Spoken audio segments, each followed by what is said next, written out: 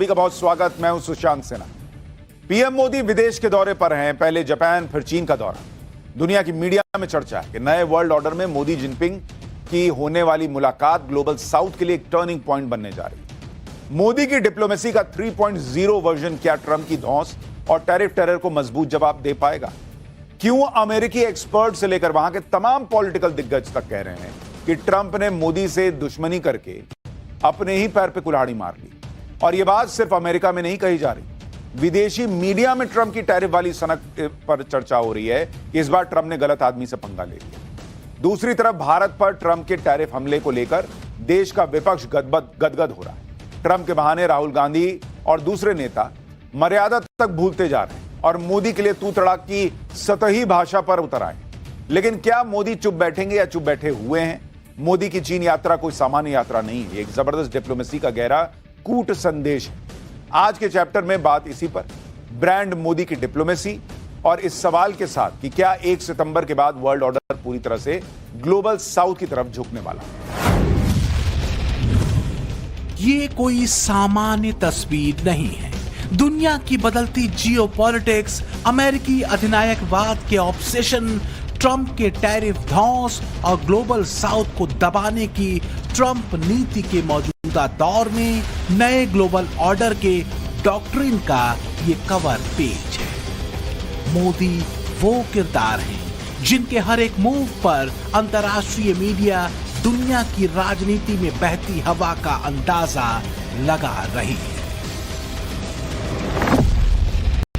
क्या dragon elephant dance global order बदल देगा? क्या भारत चीन रिश्ते का सबसे भरोसेमंद दौर अब शुरू हो चुका है? क्या ट्रंप की एक गलती ने भारत चीन कूटनीतिक रिश्ते को मजबूत कर दिया? Certainly, Donald Trump is helping the situation, no doubt, because they both have shared interests. Donald Trump has upended a lot of the international order, and right now, India and China see their interests more aligned with one another than opposed to one another. They're treating India like they're school children who need to be told what to do, and India's the big boy. That moment when the United States said, "You will not buy oil from Russia or we will punish you," and India looked back at the US and said, "You will not tell us who we can or cannot buy oil from." That was such a cataclysmic moment. तो क्या नए भारत और मोदी के भारत ने अब global order बदलने के रास्ते पर कदम बढ़ा दिए? क्या चीन में मोदी जिनपिंग की मुलाकात नए ग्लोबल ऑर्डर की भूमिका है, या कहीं भारत चीन के बदलते रिश्तों को लेकर उम्मीदों और सकारात्मक संकेतों को टटोलने की अतिशयोक्ति तो नहीं हो रही? तो इसे जानने के लिए आपको तियानजिन में मोदी और जिनपिंग के बीच हुई 1 घंटे की मुलाकात में उठी ध्वनियों और परस्पर हितों की धारा को समझना जरूरी है। The world today is swept by once-in-a-century transformations. The international situation is both fluid and chaotic. China and India are 2 ancient civilizations in the East. We are the world's 2 most populous countries, and we are also important members of the global South. We both shoulder the historical responsibility of improving the well-being of our 2 peoples, promoting the solidarity and rejuvenation of developing countries, and promoting the progress of human society. It is the right choice for both sides to be friends who have good neighborly and amicable ties, partners who enable each other's success, and to have the dragon and the elephant dance together. पिछले वर्ष Kazan में हमारी बहुत ही सार्थक चर्चा हुई थी। हमारे संबंधों को एक सकारात्मक दिशा मिली। सीमा पर डिसएग्रीमेंट के बाद शांति और स्थिरता का माहौल बना हुआ। हमारे स्पेशल रिप्रेजेंटेटिव्स के बीच बॉर्डर मैनेजमेंट के संबंध में सहमति बनी। कैलाश मानसरोवर यात्रा फिर से शुरू की। दुनिया की दो प्राचीन सभ्यताएं हैं भारत और चीन। दुनिया की कुल आबादी का 34% हिस्सा सिर्फ भारत और चीन में रहता है। ग्लोबल लेवल पर भारत और चीन के एकजुट होकर एक साथ आने का मतलब है ग्लोबल साउथ की आवाज का वैश्विक मंच पर दमदार होना और वर्ल्ड ऑर्डर के बदलने की प्रक्रिया का शुरू हो जाना। भारत चीन ग्लोबल साउथ की दो बड़ी शक्तियां हैं। ट्रंप के टैरिफ ब्लैकमेलिंग ने दोनों को परेशान किया है। रूस, भारत और चीन की तिकड़ी ग्लोबल ऑर्डर बदल देने का मादा रखती है। यही वजह है कि मोदी जिनपिंग की मुलाकात और उससे निकलने वाले नतीजों पर दुनिया की निगाहें टिकी हैं। अमेरिका में ट्रंप के आने के बाद से ही ट्रेड और टैरिफ के दबाव और तनाव ने पूरी दुनिया को अस्त व्यस्त कर रखा है। यही वजह है कि भारत और चीन के संबंधों का तेजी से पटरी पर लौटना, पीएम मोदी का चीन पहुंचना, मोदी और जिनपिंग की मुलाकात का होना पीएम मोदी के उस संकल्प से जोड़कर देखा जा रहा है जिसमें वो ग्लोबल ऑर्डर बदलने की बात कहते रहे। Friends, the world order created after the Second World War is changing fast. The revolution in technology, the rise of the global south, and shifting demographics are contributing to its pace and scale. तो क्या करीब एक महीने पहले जुलाई में PM Modi ने बदलते global order के संकेत दुनिया को और खासकर यूनिपोलर वर्ल्ड की अधिनायकवादी धारा में चलने वाले पश्चिम को दे दिए?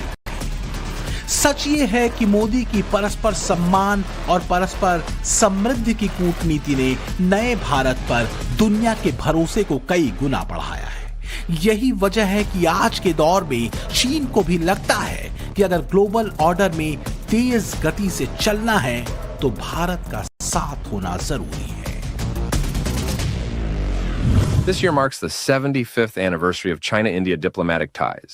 Both sides need to approach and handle our relationship from a strategic height and long-term perspective, so as to realize the sustained, sound, and steady development of our bilateral ties. We must also step up to our historic responsibility to uphold multilateralism, work together to bring about a multipolar world and more democracy in international relations, and to make our true contributions to peace and prosperity in Asia and around the world. चीन भारत की ताकत को जानता है, इसलिए वो भारत से दोस्ती कर रहा है। भारत की ताकत है उसकी तेज रफ्तार अर्थव्यवस्था, जिस अर्थव्यवस्था को ट्रंप अपनी नोबल सनक और अहंकार में डेट तक कह चुके हैं। वो भारतीय अर्थव्यवस्था आज की तारीख में दुनिया की सबसे तेज गति वाली अर्थव्यवस्था है। ताजा जीडीपी के आंकड़े बताते हैं कि अप्रैल से जून के बीच भारतीय अर्थव्यवस्था की रफ्तार 7.8% रही, जिसे लेकर अनुमान था कि ये 6.7% रहेगी। इसी तरह चीन की अर्थव्यवस्था की रफ्तार अप्रैल से जून के महीने में 5.2% रही। भारत की ये जीडीपी ग्रोथ रेट पिछले 5 तिमाही में सबसे ज्यादा है। भारत एक संदेश देना चाहता है जो वेस्टर्न पावर्स हैं, खासकर यूएसए यानी कि अमेरिका, एक संदेश ऐसा कि भारत अब किसी पर निर्भर नहीं रहना चाहता कूटनीति के लिए, और भारत ये संदेश देना चाहता है कि अगर ग्लोबल साउथ को मजबूत करना है तो उसके लिए चीन और भारत का एक साथ आना बहुत जरूरी है।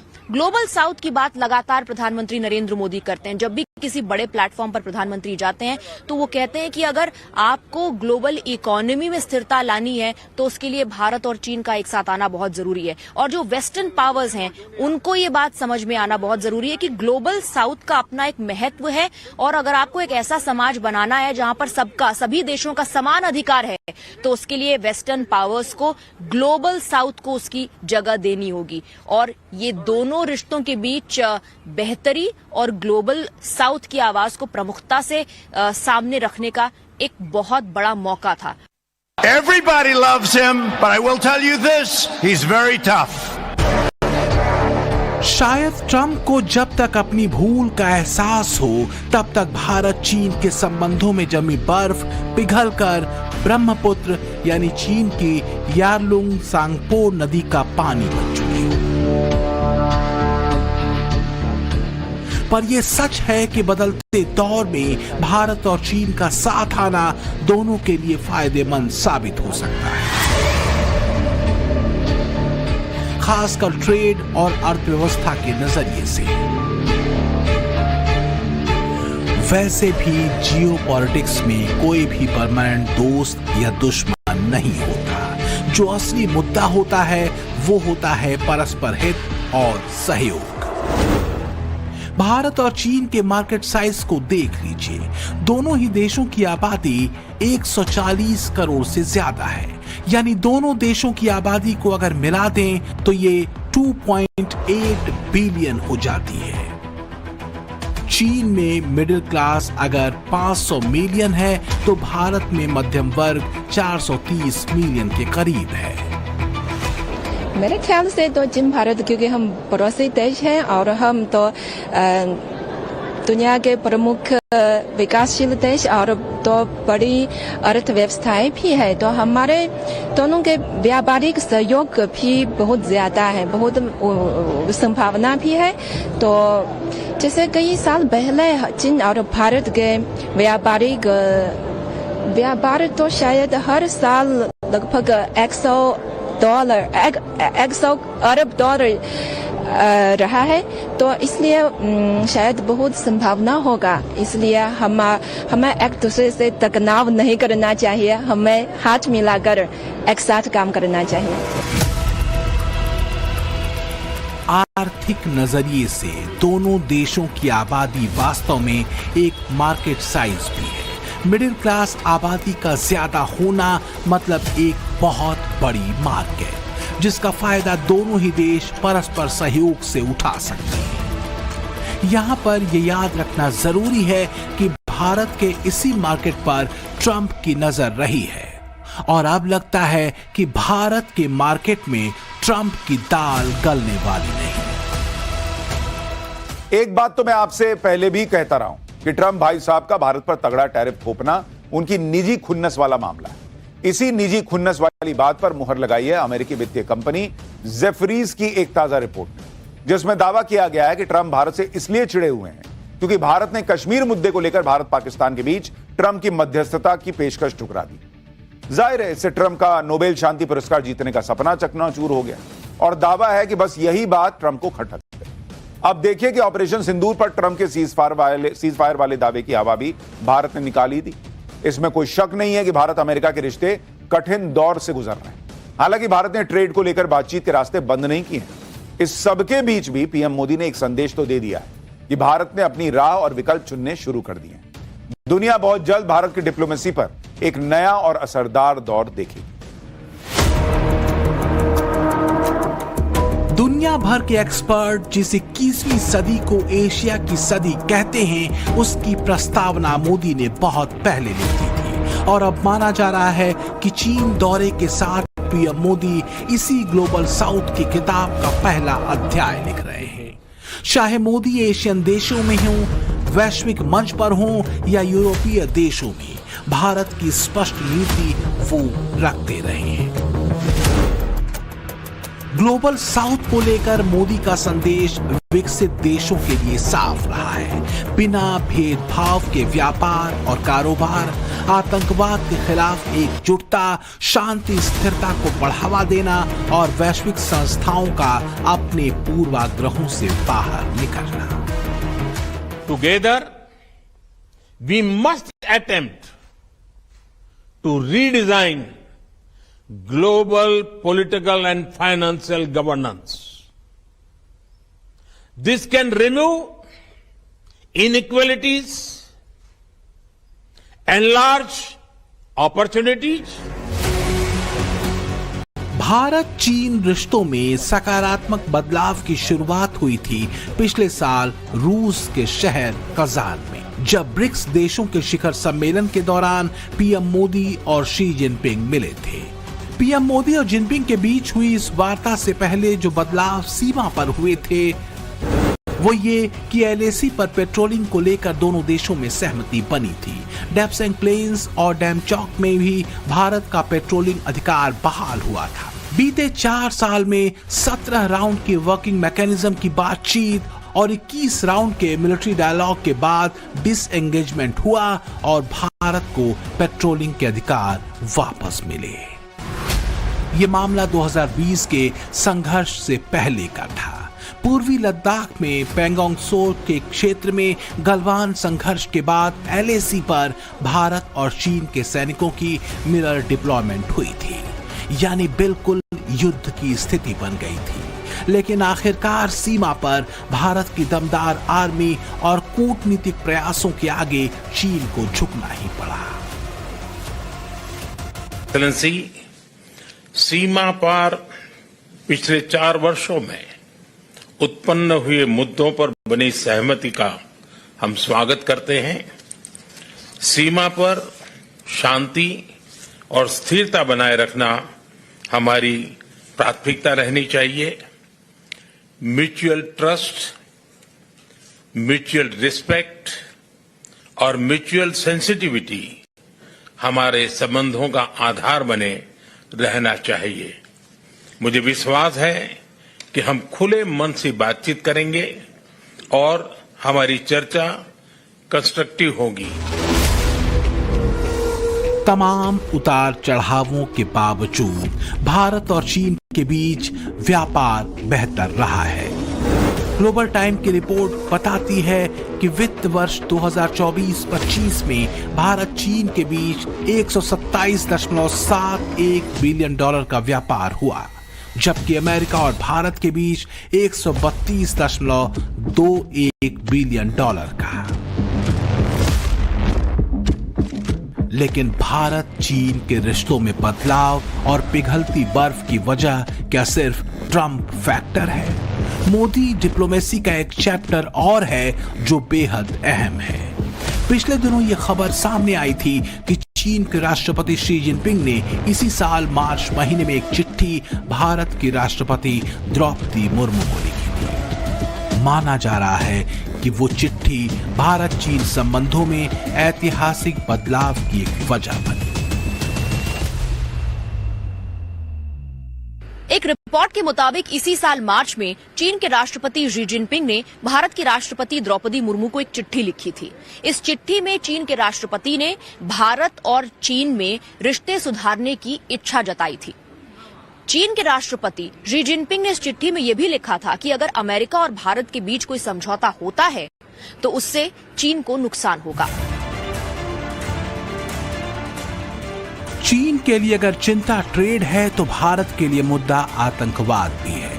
तियानजिन में मीटिंग के दौरान पीएम मोदी ने जिनपिंग के सामने आतंकवाद का मुद्दा भी उठाया। रिपोर्ट्स के मुताबिक मोदी ने इसे वैश्विक मुद्दा बताया और साथ देने की मांग की। यानी पीएम मोदी का एजेंडा क्लियर है।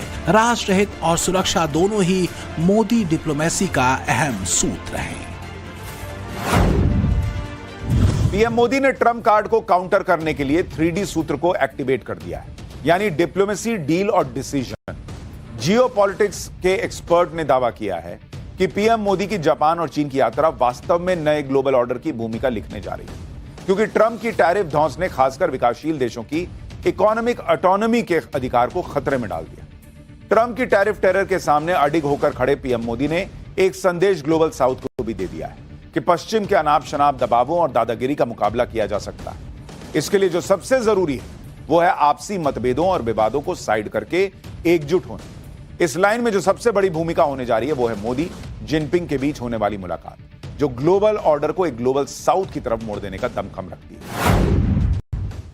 Prime Minister expressed support for China's ongoing presidency of the SCO and the summit in Tianjin. He also invited President Xi to the BRICS summit that India will be hosting in 2026. President Xi thanked Prime Minister for the invitation and offered China's full support to India's BRICS presidency. America समेत पूरे पश्चिमी देशों की बड़ी चिंता है रूस, भारत और चीन का ट्रायो। हालांकि भारत किसी भी गुट का हिस्सा बनने के बजाय अपनी स्वतंत्र नीति पर चलता है। मोदी की नीति भी यही रही है, पर यह बात दुनिया जानती है कि रूस के साथ मजबूती से खड़े रहने की कीमत भारत ने चुकाई है।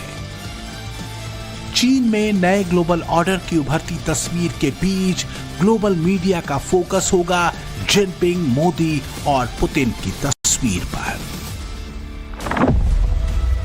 दुनिया की 17.5% आबादी भारत में रहती है, जबकि चीन में 17.2% आबादी, जबकि अमेरिका में दुनिया की 4.2% आबादी रहती है और रूस में केवल 1.7%। यानी दुनिया की आबादी, दूसरे शब्दों में कहें तो मैन पावर का 36% से ज्यादा हिस्सा तो सिर्फ भारत, रूस और चीन में रहता है। भारत SCO और ब्रिक्स दोनों में संतुलनकारी शक्ति में रहा है।